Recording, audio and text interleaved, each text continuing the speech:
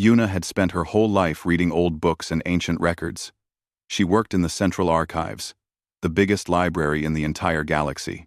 Millions of species had come together under the Coalition, and they had kept records of everything for over 10,000 years, or so everyone believed. It was a quiet night when Yuna found the first mistake. She was looking through files about an old medical crisis, something that happened thousands of years before she was born. The record said that a terrible sickness had spread across the galaxy. Many species almost died. Then, the sickness just stopped. The record said that scientists found a cure, but they never said how. They never said who made it. Yuna thought this was strange. The Coalition wrote down everything.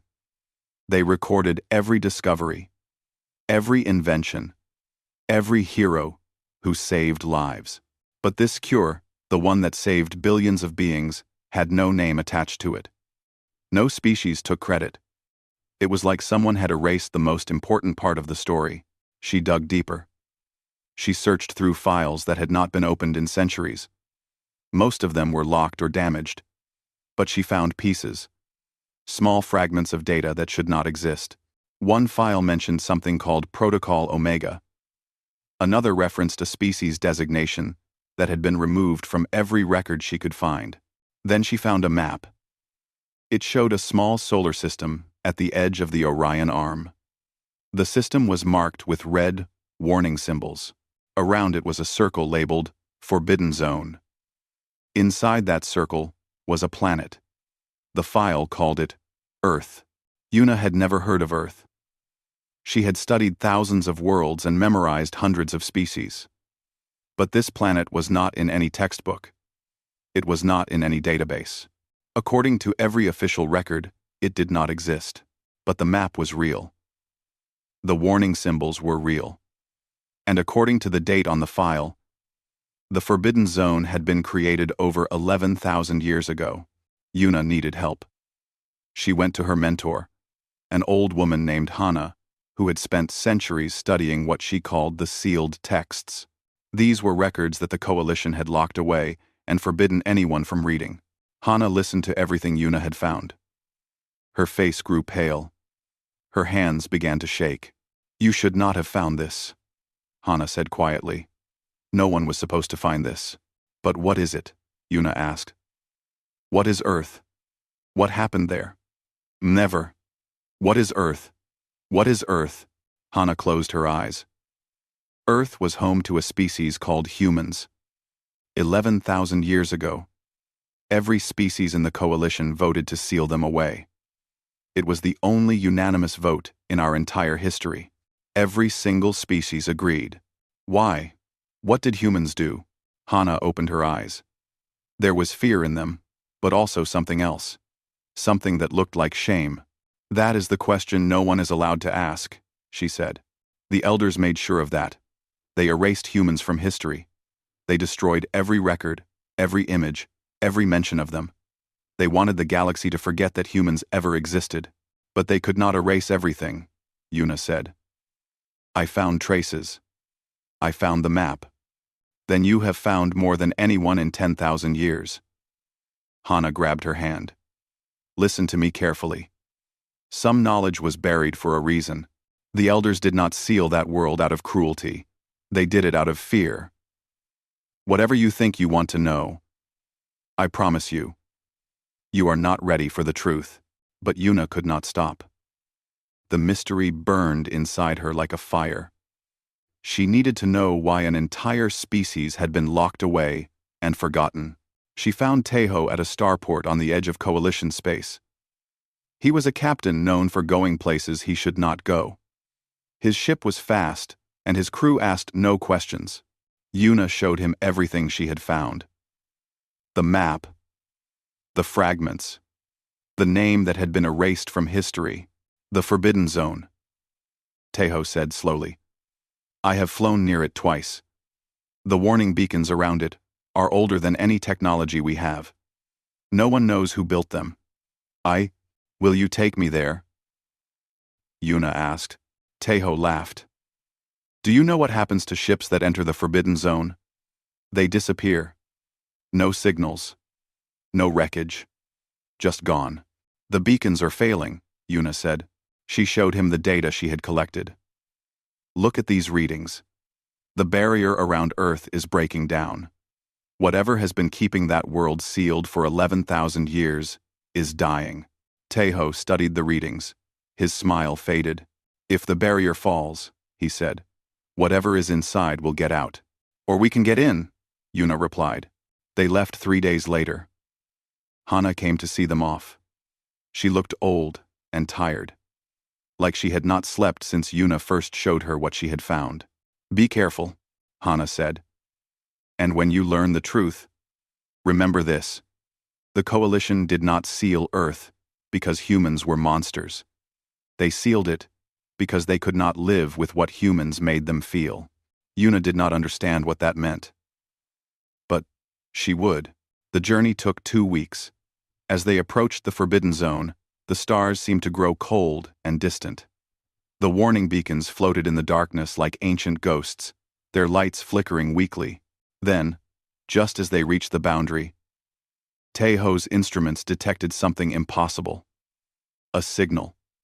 Coming from inside the Forbidden Zone, someone was alive in there. And they were calling out to the stars. The signal pulled them in. Tejo tried to turn the ship around, but something stronger than his engines had taken control. The ancient barrier around Earth opened like a door, and they fell through. Alarms screamed. Lights flashed red. Yuna held onto her seat as the ship shook and spun through darkness. She could see nothing outside the windows. No stars, no planets. Just empty, black. Then the blackness ended, and she saw the most beautiful thing she had ever seen. A blue planet hung in space before them. It was covered in green lands and silver oceans. White clouds drifted across its surface like soft dreams. A single moon orbited beside it, gray and quiet. That is Earth, Yuna whispered. But before Tejo could respond, the ship's power died. Every screen went dark. Every engine went silent. They began to fall toward the moon. The crash was hard but not deadly. Yuna woke up in darkness, her body aching, her head bleeding. She found Tejo unconscious but breathing. The ship was broken. They were trapped. Then a light appeared outside. Yuna watched through the cracked window as a small vessel landed beside their ruined ship. Figures stepped out. They walked on 2 legs and had 2 arms. They wore simple suits and carried tools, not weapons. The figures cut through the ship's hull and pulled Yuna and Tejo out. Yuna looked up at the face of her rescuer and felt her heart stop. The being looked almost like her. Almost like every species she had ever known, but also completely different. There was something in its eyes that she could not name. Something warm and deep and terribly sad. Welcome, the being said in perfect Coalition language. We have been waiting for you for a very long time. They were taken to a base on the moon. There, Yuna met more of these beings. Humans. The species that was supposed to be dead. The species that the entire galaxy had tried to forget. A man named Jinu came to speak with them. He was tall and thin with gray hair and kind eyes. He called himself a keeper, one of those who protected human knowledge during the long years of isolation. You are the first visitors in 11,000 years, Jinu said.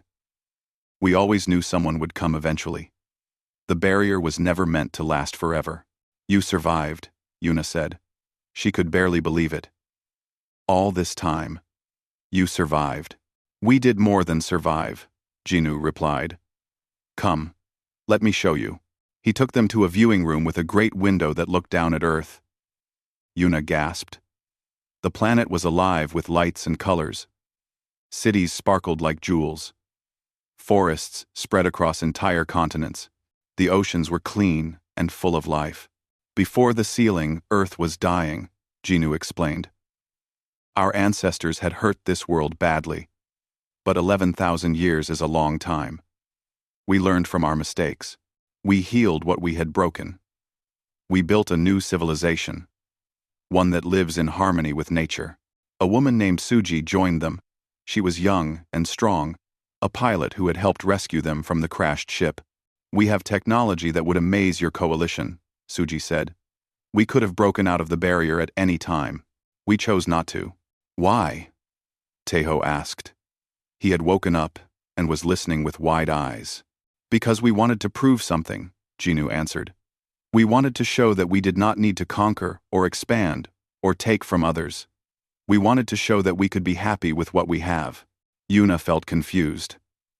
This was not what she had expected.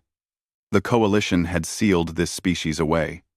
They had erased them from history. They had called them a threat. But these people were not threatening. They were kind and patient and wise. "Why did they seal you away?" Yuna asked. "What did your ancestors do?" "That was so terrible." Jinu smiled, but his eyes were sad. "That is the great lie," he said. "The coalition did not seal us away because we did something terrible. They sealed us away because we did something wonderful." At that moment, a message came through. An old voice, shaking with age and fear. It was Elder Vorn, one of the most ancient members of the Coalition Council. He had felt the barrier fall. He was calling an emergency meeting. "They are free," Vorn said to his fellow leaders. "The humans are free. May the stars forgive us for what we did to them." Back on the moon, Jinu turned to Yuna with a question that would change everything. "Do you want to know why they really sealed us away?" he asked. "It was not because we were dangerous. It was because we were kind. And kindness, true kindness, terrified them more than any weapon ever could." Yuna did not understand. Not yet. But she could feel the weight of a truth so heavy that it had been buried for 11,000 years, and she knew that once she heard it, nothing would ever be the same. They brought Yuna to meet the oldest human alive. His name was Do Hyun, and he had lived for more than 900 years. His body was frail, kept alive by machines and medicine, but his mind was sharp. He remembered things that no one else could remember. He had been a child when the barrier was raised. He had watched the stars disappear. "Sit," Do Hyun said. His voice was soft like dry leaves. "I will tell you what really happened, and then you will understand why they fear us." Yuna sat. Teho stood beside her. Jinu and Suji waited in silence. The room was quiet. Even the machines seemed to hold their breath. 11,000 years ago, Do Hyun began, humans were the youngest species in the galaxy. We had just discovered space travel. We were excited and curious and full of hope. We wanted to meet everyone. We wanted to be friends with everyone. He paused, gathering his strength.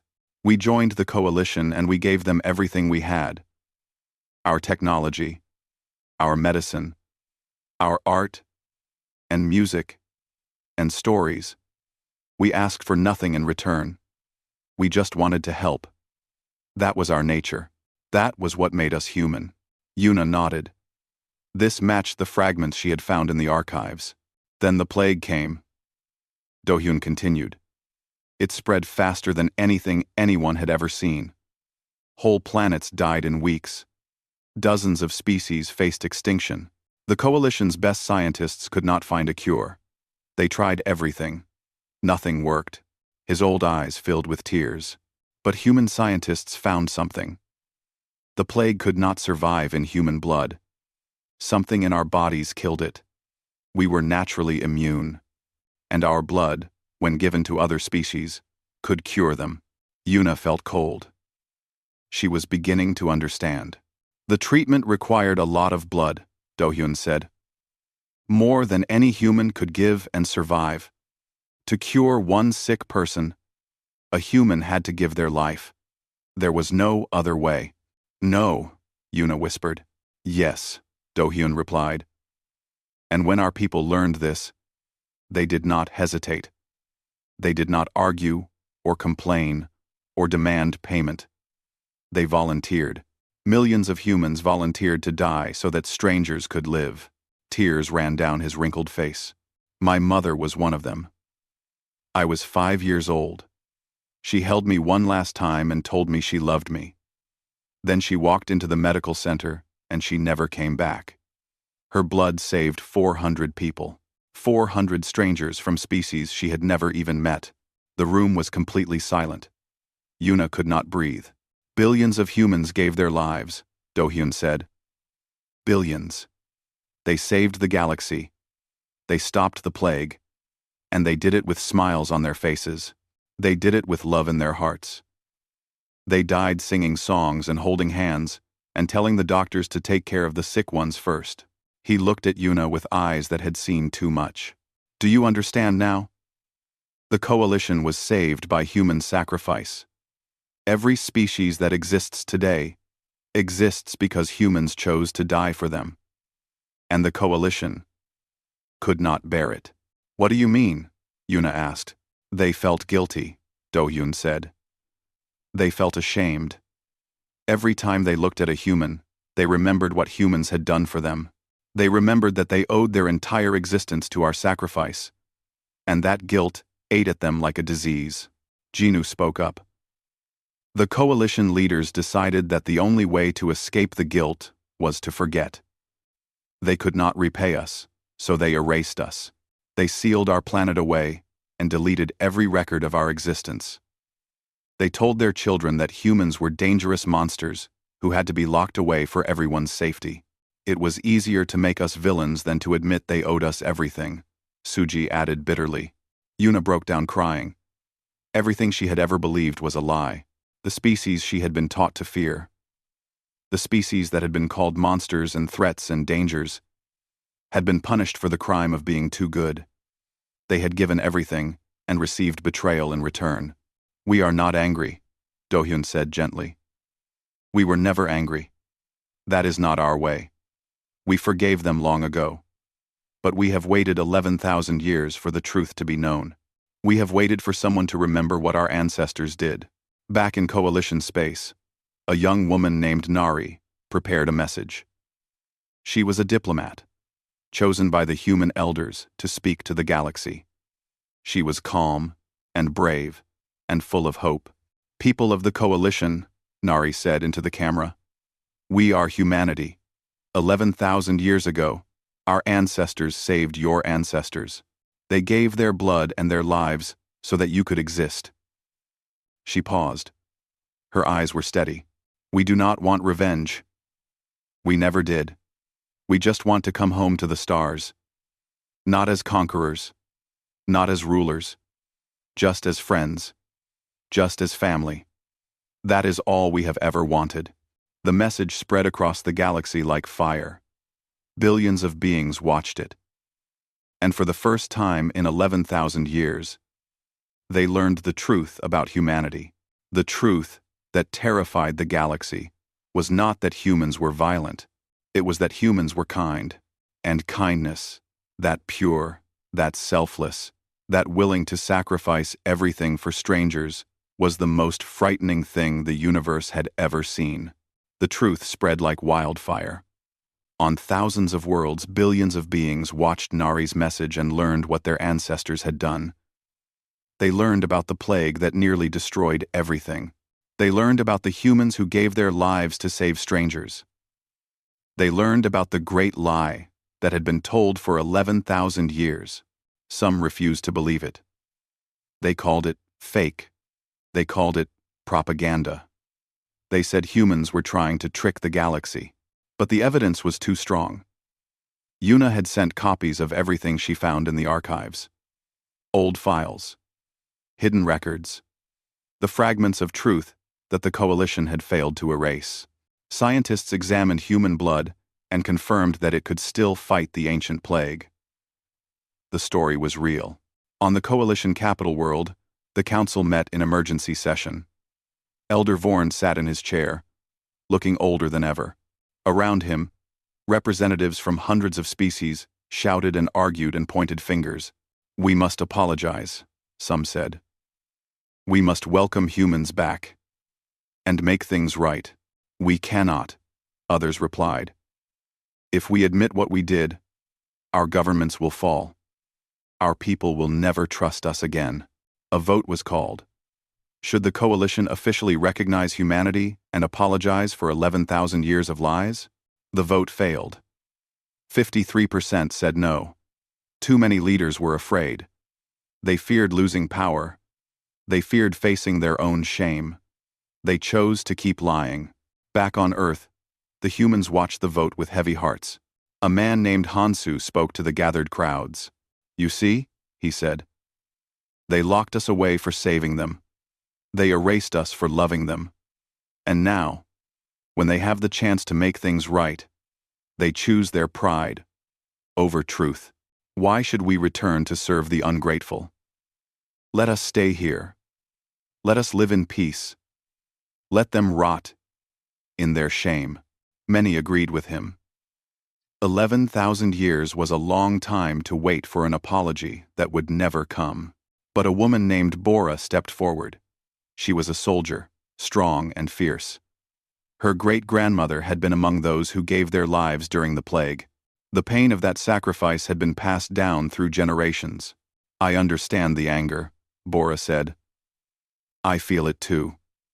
My family gave everything, and we were repaid with betrayal. But our ancestors did not die for gratitude. They died because it was right. They died because they could not watch others suffer when they had the power to help. If we become bitter and cold, we betray their memory more than the coalition ever did." The humans were divided. Some wanted isolation. Some wanted reconciliation. And some were not sure what they wanted.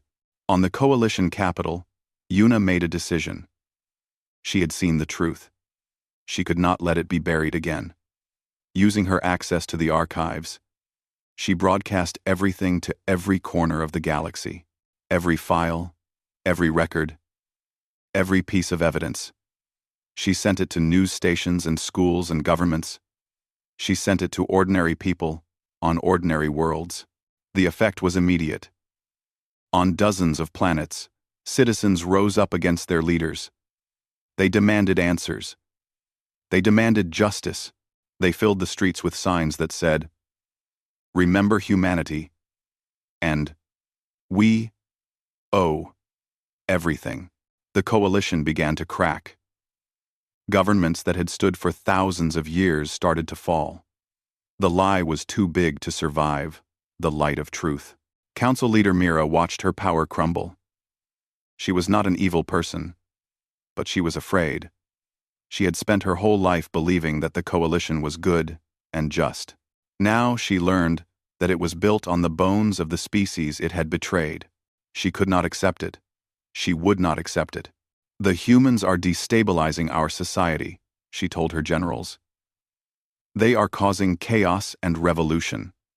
We must contain the threat before it destroys everything we have built." Her generals looked at her with doubt. They had seen the truth too. But orders were orders. A fleet of warships was sent to Earth.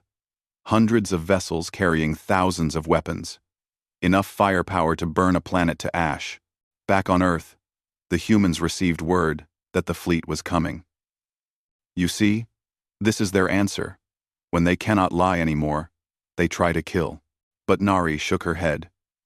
She gathered the human leaders together and spoke with quiet confidence. "They want us to fight," she said. "They want us to prove that we are the monsters they always claimed we were. If we pick up weapons, we become what they fear.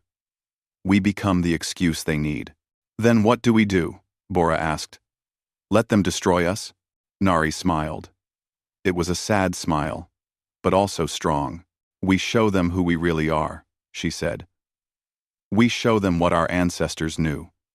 That true strength is not found in weapons. That true power is not found in violence. We remind the galaxy exactly why they were terrified of us in the first place." The humans began to prepare. But they did not prepare for war. They prepared for something much more dangerous. They prepared to be kind. The coalition fleet arrived at Earth on a cold morning. 300 warships hung in orbit like metal clouds. Their weapons were armed. Their shields were raised. The commanders waited for orders to fire. But what they saw below made them stop. Across the entire planet, humans had gathered in the open. They stood in fields and parks and city squares. They stood on beaches and mountains and rooftops. They looked up at the sky with calm faces and open hands.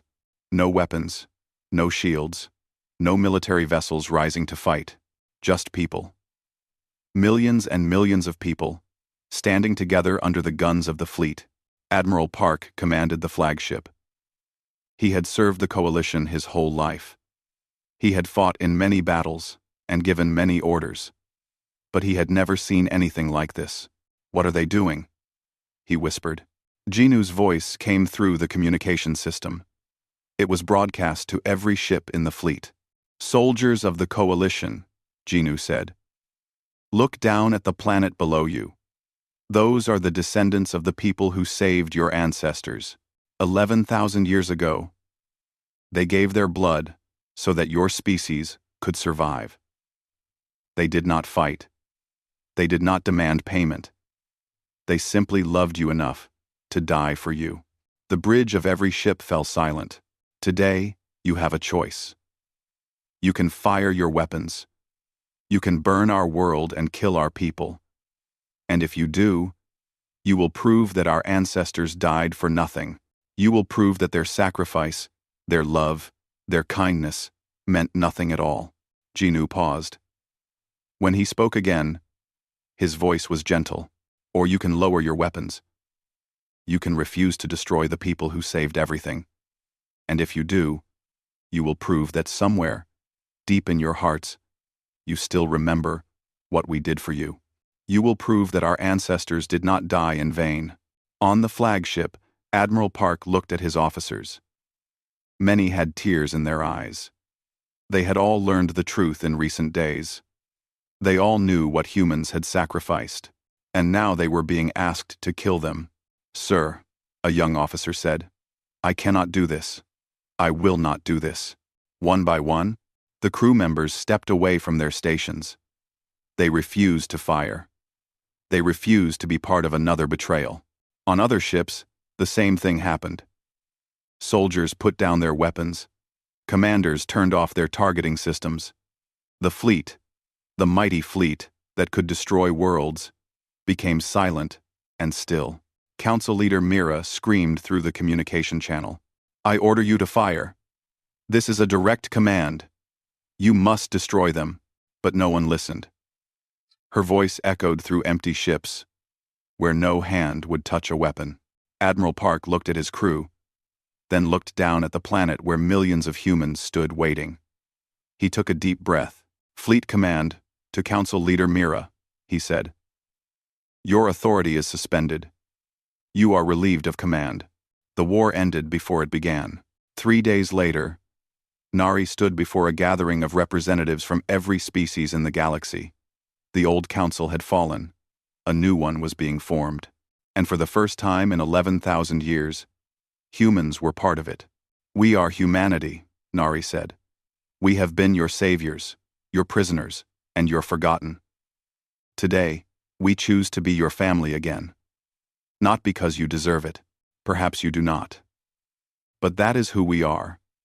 That is what our ancestors taught us. Love does not keep score. Kindness does not ask for repayment. And forgiveness, true forgiveness, is given to those who do not deserve it." She looked out at the crowd. Many were crying. Many could not meet her eyes. "We do not want to rule you. We do not want you to serve us. We only want what we always wanted: to live beside you, to share the stars with you, to be part of something greater than ourselves. This is our nature. This is our gift and our curse. We cannot stop caring, even when caring costs us everything." The new coalition was formed that day. Humans took their place not as leaders or rulers, but as equals. The truth was written into every history book. Every child would learn what humanity had done and what had been done to humanity. The lie was finally and forever destroyed. On Earth, Yuna stood with Teho and Suji on a green hillside. Below them, children of many species played together. It was the first time this had happened in 11,000 years. Their laughter floated up like music. "Do you regret it?" Tejo asked Yuna. "Finding the truth? Changing everything?" Yuna thought about it for a long moment. "No," she said finally. "The truth was always going to come out. I am just glad I was there to help." "No," Suji smiled. "My grandmother used to say that secrets are like seeds. Bury them as deep as you want. Eventually, they always grow toward the light." In the distance, a human child fell down and scraped her knee. Before she could cry, 3 children from other species ran to help her. They lifted her up. They brushed off her clothes. They offered her treats from their pockets. Yuna watched them with tears in her eyes. This was what the galaxy had been so afraid of. Not human weapons. Not human violence. Human kindness. The terrible, beautiful, unstoppable kindness that could not be defeated because it never tried to win. It only tried to love. "They locked us away because they feared our kindness," Jinu said, walking up to join them. "They freed us because they finally understood it. And in the end, that kindness was the only weapon we ever needed." The sun set over the green hills of Earth. The stars appeared one by one, bright and welcoming. And somewhere out there, in the vast darkness of space, humanity was finally going home. Not as conquerors, not as victims, just as family, just as they always should have been.